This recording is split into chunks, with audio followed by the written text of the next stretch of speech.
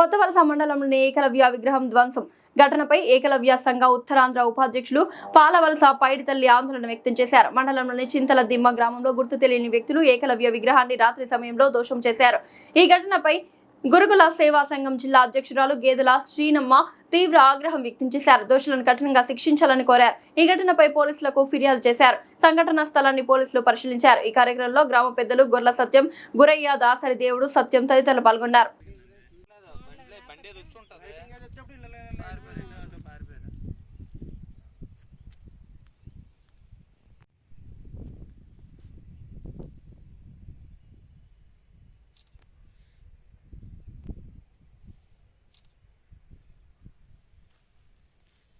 నేను ఉత్తరాంధ్ర, నా పేరు పాలవలస పైడితల్లి, ఉత్తరాంధ్ర ఉపాధ్యక్షుడిని.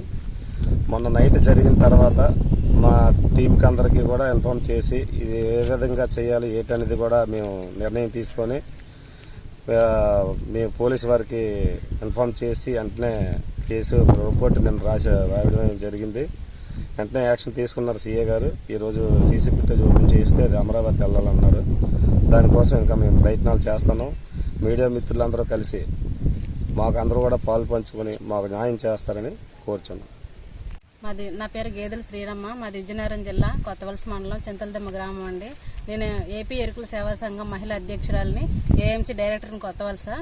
అదే మాది ఎరుకుల జాతి ఆరాధ్యం దైవం అయినటువంటి మా ఏకలవ్యుని విగ్రహం ధ్వంసం చేయడం జరిగింది మన నైట్ సాయంత్రం 6 నుంచి 10 లోపు అనమాట.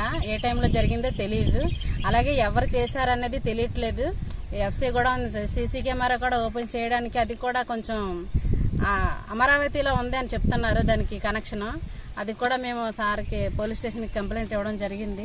అది చేసింది ఎవరైనా సరే దొండగుల్ని మేము కఠినంగా శిక్షించాలని మనస్ఫూర్తిగా కోరుకుంటున్నాము. అదే మా విగ్రహానికి ఇంత అంటే మనుషులు ఏదైనా ప్రాబ్లం ఉంటే, మనుషుల మధ్య వ్యత్యాసాలు ఉంటే ఏదైనా మాట్లాడి తేల్చుకోవాలి, కానీ విగ్రహం మీద అలా ప్రతాపం చూపించడం అది కరెక్ట్ కాదని మేమందరం మా ఎరుకల జాతి అవనివ్వండి, మన ఉత్తరాంధ్ర ఉపాధ్యక్షులు ఇతను కూడా మేము అందరం కలిసి, మా సంఘ పెద్దలందరూ కలిసి మేము కొంచెం చాలా గట్టిగా ప్రయత్నాలు చేస్తున్నాము ఎవరో తెలుసుకోవడానికి.